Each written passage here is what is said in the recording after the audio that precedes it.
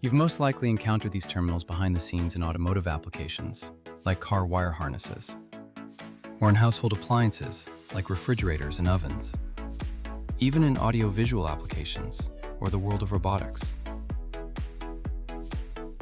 In this video, we're going to go over the basics of quick disconnects and also demonstrate how to crimp them. So what are they exactly?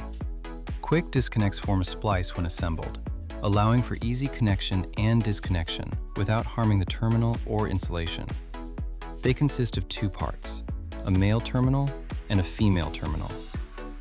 The female terminal has a housing that slides over and grips the male terminal. This is what creates a secure connection. Quick disconnects come in various shapes and types. You have the fully insulated, flag, piggyback, and heat shrink terminal. Regardless of which type you use, always make sure that they are the same type of terminal and never mix them.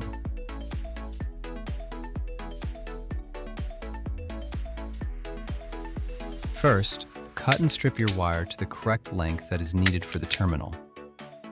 Next, insert the stripped wire into your terminal and get ready to crimp.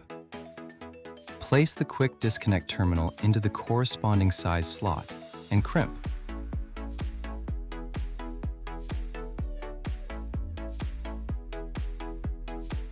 Once you crimp both terminals, you will be able to push them together to make the connection.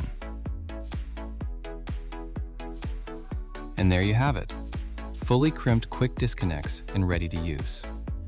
If you're looking to get the job done right with high-quality components, shop our wide range of quick disconnects and more, only at Ferrules Direct. Thanks for watching.